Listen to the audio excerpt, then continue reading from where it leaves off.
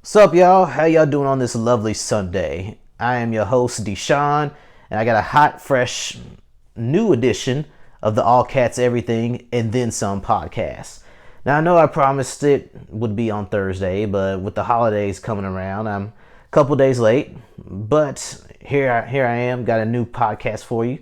Hope y'all enjoy it. Now, like I just mentioned, it was the holidays this past week. I hope y'all had a Merry Christmas, Happy Hanukkah, Kwanzaa, whatever holiday you celebrate. I hope you had a great holiday. If you don't celebrate the holidays, well, hope you had a great week. Hope your weeks and days to follow will be great as well. As you can see, got me a nice new microphone. Got that, a tripod. I got some gift cards. I got a brand new video game, among other things, for Christmas. You know, I gotta say though, my favorite part about Christmas is seeing the looks on my younger cousins' faces when they open their gifts and seeing the joy that they're feeling. Because it makes me happy because I used to feel that same joy when I was a kid. So to see them experience that same joy that I experienced, that makes me happier than getting gifts. But I mean, I'm not one to turn down a gift. If you give me one, that's great. If you don't, I'm not going to be mad at you. Anyways, let's jump into this, shall we? If you watched the game last night, then you know that Kentucky beat Louisville last night 78-70 in overtime. I gotta say, that was one hell of a game. I'll be the first to admit, Louisville had me scared. I mean, shoot, we was up by 12 going into the half. Then Nick Richards gets in foul trouble. He had to sit out, and Louisville came back and tied the game up. They eventually took the lead, but we didn't. What I liked about Kentucky, they didn't panic. They didn't lose focus. Their effort was on 100 from tip-off until the end of the game in overtime. A much better game against Louisville than what we played against Ohio State. Now, Ohio State, that was a game that I felt we could have won, but, well, for one, we shot ourselves in the foot. We couldn't hit three-pointers to save our life. Now, Nate Sestina, he went 5 of 8 against Ohio State from the three-point line, while the rest of the team went 2 of 13 or something like that. You're not going to win a whole lot of games when you shoot 7 of 23 from the three-point line. Another reason why we got beat by Ohio State was because our effort.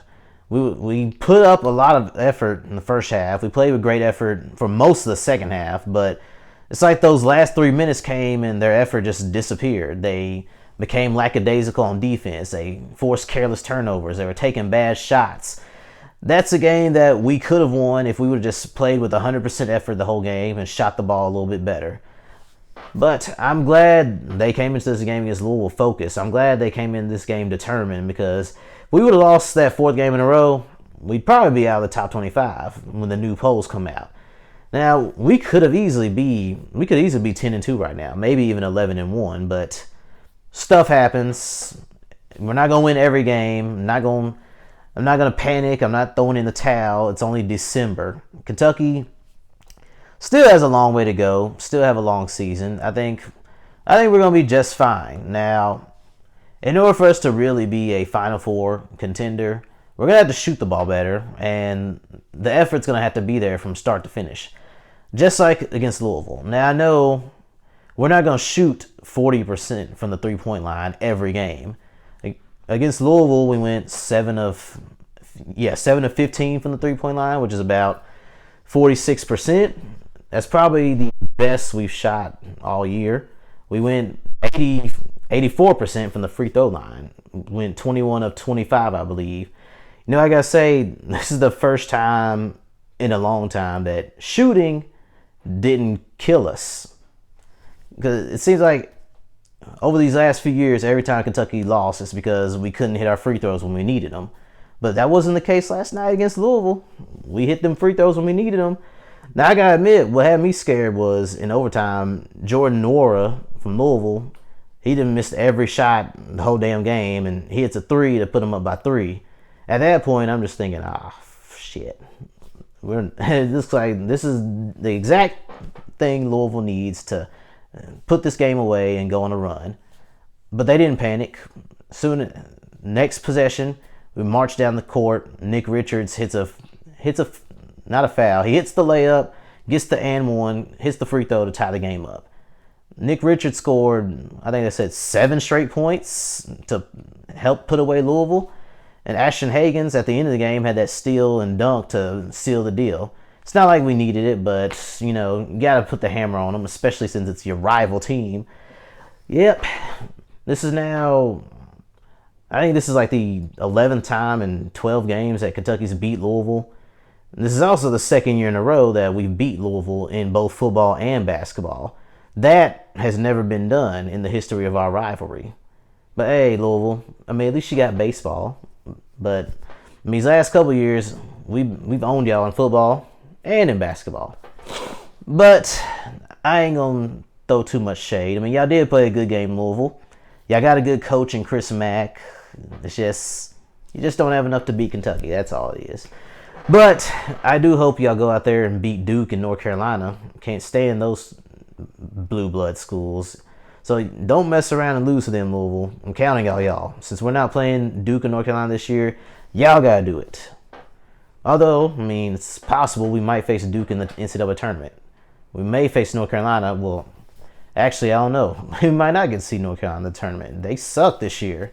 And Cole Anthony's hurt, so I don't know when he's coming back. I don't know how many games they can win without him. But anyways, moving on from Kentucky, Louisville. Got some shout-outs. Had a few Kentucky players in action this past weekend in the NBA, so I want to give a shout-out to the big performers. First shout-out I got is for Jamal Murray. He had 15 points, 5 rebounds, and 5 assists for a win for the Nuggets. Now I got to say, Jamal Murray, he's been a little bit up and down this year, but really good player. If he keeps it up, he should make it to the All-Star game this year because Curry's hurt, Klay Thompson's hurt. C.J. McCollum, although he's never been an All-Star, I feel like he's been snubbed from the All-Star game in years past. He's probably not going to make it this year. So Jamal Murray has a chance to make his first All-Star game this year. And maybe many more in years to come. My next shout-out is to Julius Randle. He had a big game for the Knicks. He had 30 points, 16 rebounds, and 6 assists. Now, when Julius Randle signed with the Knicks, my first thought was, why? Why the hell you signed with the Knicks of all teams? They suck. They was the worst team in the league, and you signed with them? Now, granted, yes, the Knicks gave Julius Randle a 3-year contract worth $63 million. That's a little over $30 million on average for 3 years. That's a lot of money. I'm not saying I wouldn't take it, but you could have got that same contract from a better team. But hey, I ain't mad at you. Go get your money, but if you want to win, you're gonna have to leave the Knicks. Next shout out goes to Tyler Hero of the Miami Heat. He has 16 points and 5 rebounds. He helps the Heat beat the 76ers in overtime. I think this is the second time Miami's beat Philadelphia. Tyler Hero, now, me personally, I didn't think Tyler Hero was going to be great from the start. I thought his rookie year, he'd take a back seat, take his time to develop, but he's been killing it ever since he got in the NBA. And I gotta say, I'm happy for him. Now, if any of y'all wants to give me a late Christmas present, you can give me a Tyler Hero Miami Heat jersey. That boy is cold. He might not win Rookie of the Year, but he's a future All-Star. I guarantee it. Next shout out goes to Bam Adebayo, who also plays for the Miami Heat. He had 11 points, 3 rebounds, 2 assists. Now, this hasn't been one of his best games, but he did it just enough to help the Heat win. Bam Adebayo, he's been playing like an all-star for most of the season. I hope he makes it to the all-star game. I'm not surprised that he's playing so great. When I first saw him in action at Kentucky, my initial thought was, this guy, he reminded me a lot of prime Dwight Howard, the Orlando Magic version of Dwight Howard, not the current Lakers version of Dwight Howard, not the Houston version of Dwight Howard, but the Orlando Dwight Howard, who was the best center in the league. The Orlando Dwight Howard that led the Orlando Magic to the NBA Finals. Anyways, let's move on to the next shout out. Devin Booker. He had 32 points, 3 rebounds, and 10 assists for the Phoenix Suns against the Kings. Now, Phoenix, if they didn't go on that long losing streak, they'd be a playoff team right now. Now, of course, it's still early in the season. They're in a big hole. They have time to pull themselves out of it, but they can't go on another losing streak like that if they want to be a playoff team this year. But if they do make the playoffs, it'll be because of Devin Booker. Now, of course, he's got help, but he's the best player on the team. And my last UK shout-out goes out to Anthony Davis. He had 20 points, 9 rebounds, 5 assists in the win against the Blazers. This came after they lost on Christmas Day to the Clippers. Now, AD, I've probably said this for the last 3 years in a row. AD is the best big man in the NBA. Now that he's on the Lakers, he has a chance to build his legacy, win a championship, maybe more, and become one of the greatest power forwards to ever play this game. I mean, he is the best power forward in the NBA right now, but if he wants to be in that conversation for greatest power forward of all time, he's going to have to start winning. He's going to have to start getting some championships, some MVPs, something. But you keep doing your thing, AD. I mean, I may not like the Lakers, but I do want to see you win a championship. And I got a couple more shout-outs. They're not Kentucky players, but they do play for my Dallas Mavericks. Luka Doncic, in a victory last night against the Warriors, had a triple-double. 31 points, 12 rebounds, 15 assists. Now, it seems like it's almost an every game thing for Luka Doncic. I feel like he gets a triple-double every other game. On the season, I think he got to have at least 9 or 10 triple-doubles. I know he gets close to a triple-double damn near every game. Luka Doncic, I got to say, I'm happy the Atlanta Hawks wanted Trae Young instead of Luka Doncic. Because it was the Hawks that drafted Luka Doncic with the number 3 pick. My Mavericks, we drafted Trae Young with the number 5 pick. And then we swapped draft picks. We ended up with Luka, they got Trae. Now, I mean, no disrespect to Trae Young. He's a great basketball player, but he ain't better than Luka. I mean, it shows because Dallas is one of the top 5 teams in the Western Conference, whereas Atlanta has the worst record in the NBA right now. Now, it's certainly, I'm not blaming Trae Young. He's like probably the only good player they got on the team. But, I mean, if they would have kept Luka, who knows? Maybe I don't know if they'd be in the playoffs, but they wouldn't be the worst team in the NBA if they had Luka. And I also want to give a shout out to Kristaps Porzingis, who had 18 points, 7 rebounds, and 3 assists against the Warriors. Now, Porzingis, I'm glad to see him healthy. I know he hasn't been spectacular, but for the most part, he's been good this season. I think he should get voted to the All-Star game.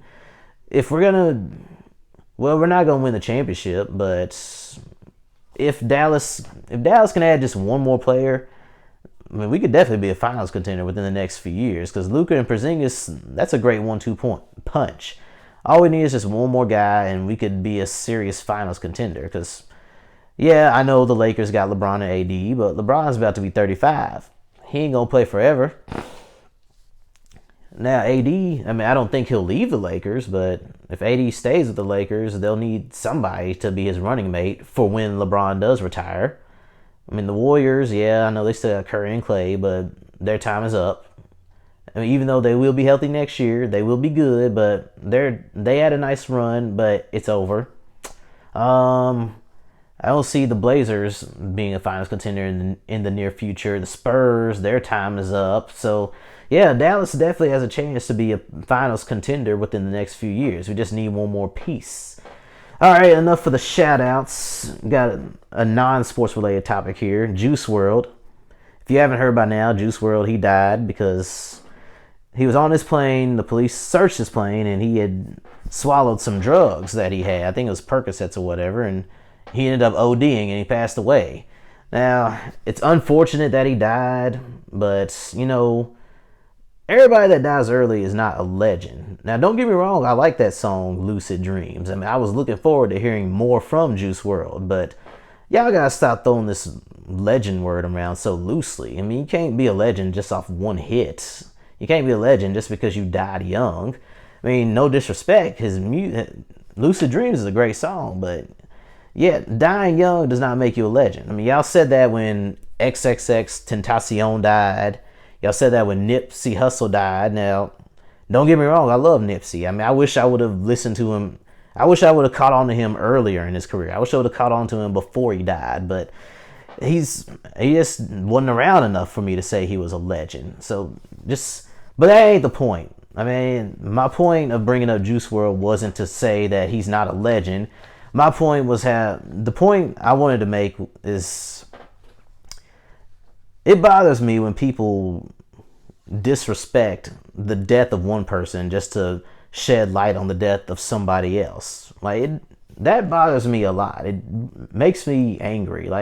It's not a whole lot of things that piss me off, but when you disrespect somebody else's death just to glorify somebody else's death, you a piece of shit person. I don't care who it is we're talking about. Now, if you follow me, if you're my Facebook friend, I posted a picture maybe a couple weeks ago. It was of these three men who were in the Navy. Now, in the picture, the caption read, "When a real hero dies, nobody cares. But when some shitty rapper ODs on drugs, everyone is heartbroken. Rest in peace to the real heroes." And that really made me mad. Believe me, I believe our soldiers, our Navy, our sailors, our airmen, anyone in the military who passes away, yes, they should be honored. But that's not the way to do it. You don't disrespect somebody else's death just to make somebody else's, to give honor to somebody else. That's not how you do it. That's disrespectful. That's tasteless. Yes, you can honor the soldiers without being an asshole and disrespecting Juice WRLD. Yes, rest in peace to all the soldiers, the airmen, the sailors who passed away this year. You can leave it at that. Leave it at that. Rest in peace to the heroes. You ain't gotta throw all that extra shit in there. Don't disrespect Juice WRLD just because people weren't spreading these images of these sailors on social media. That's just fucked up. Don't care who we talking about here. Anyways, enough about that. I got one more sports take I wanted to bring up. Lonzo Ball. Now, ever since Lonzo was traded from the Lakers to New Orleans, haven't really heard much about him. Haven't heard his dad run his mouth at all, for real. But the other day, Kendrick Perkins was on TV. Now, he had said, these aren't his exact words. I'm just paraphrasing here. He said, Lonzo Ball is not a superstar. He's not even a star. He's a bust.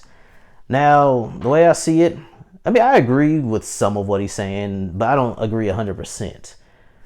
Now, me personally, I think, for some players, it takes time for them to become great. Lonzo Ball is only his third year. He's only, 21, 22 years old. I would still give him at least another year, maybe another 2 years before I'd call him a bust. But I do agree with Kendrick Perkins. He's not a superstar. He's not a star. When you draft a guy number 2 overall, you expect that dude to eventually become a star if he's not a star from day one.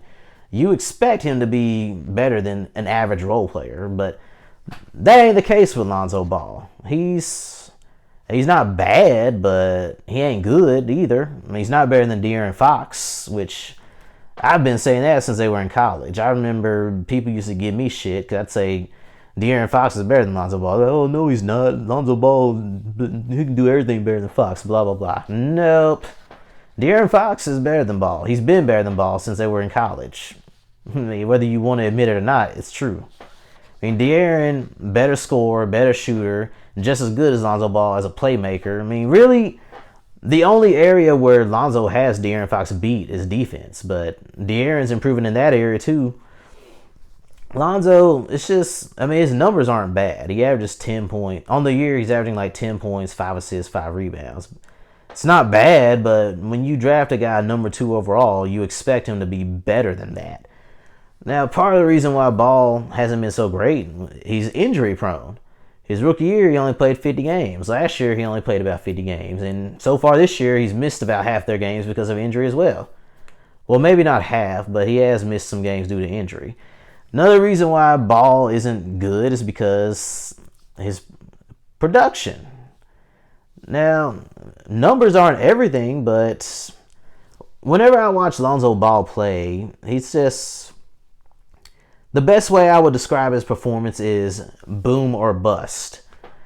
Lonzo Ball, every time he plays, he's either really great or he's terrible. There's no in between. There's no average, good game, mediocre game. He either has a great game or he has a horrible game. That's it. I mean, like, you can't be a star when every game you play is either boom or bust. You can't be a star if you're always injured. You can't be a star. You're not going to be a star if you're inconsistent. Now, I mean, it happens. Every player has bad games every now and then. LeBron has them. Kobe had them. Curry, Kevin Durant, so on and so on. But LeBron is not boom or bust. He's going to play great most games. He might have some games where he's average. He have games where he's good but not great. But I can't remember the last time LeBron played. I'm like, man, he played horrible tonight. Same with Kevin Durant. Same with Curry. Same with a bunch of other stars. But every time I watch Lonzo, it's either, man, Lonzo was great today, or, man, Lonzo was horrible. Now, he still has time. He's only in his third year, but if he's still this boom or bust kind of player by his fifth year, he's a bust. Because when you draft a guy number 2 overall, again, you're expecting them to become a star. I mean, look at some of these other number 2 picks. They're stars. Victor Oladipo. Although he didn't look like a star in the making when he played in Orlando, he was better than Ball. LaMarcus Aldridge. He wasn't a star from day one, but he was a star when he played in Portland. He remained a star when he went to the Spurs, and now he's getting old, but he was a star. Kevin Durant, he was a star from day one, won Rookie of the Year. Considered by some to be the greatest scorer of all time, a future Hall of Famer, 2-time champion. Then you got Lonzo Ball, who's out here. Yeah, he's averaging 10 points, 5 rebounds, 5 assists. He's great some games he's terrible. Now, I know it seems kind of unfair to compare Lonzo Ball to Kevin Durant, but when you get drafted that high, I mean, that's what the expectation is going to be. So, if Ball wants to be a star in this league, you better start proving it now, or else you're going to be a bust. Now, me, honestly, I mean, I'm not the biggest fan of Lonzo, mainly because of his loudmouth father, but, I mean, I do want to see him do well. I mean, I don't want him to fail, but, I think LaMelo going to be better than Lonzo by the time I don't know how good he's going to be, but I think he'll definitely be better than Lonzo. Yeah, but that's all I got about Lonzo Ball. I hope y'all, that's all I got for the All Cats Everything and Then Some podcast for the day. I hope you have a great rest of your Sunday. Be on the lookout for my next podcast. It'll be coming this Thursday. I'm Deshaun, and I'm out.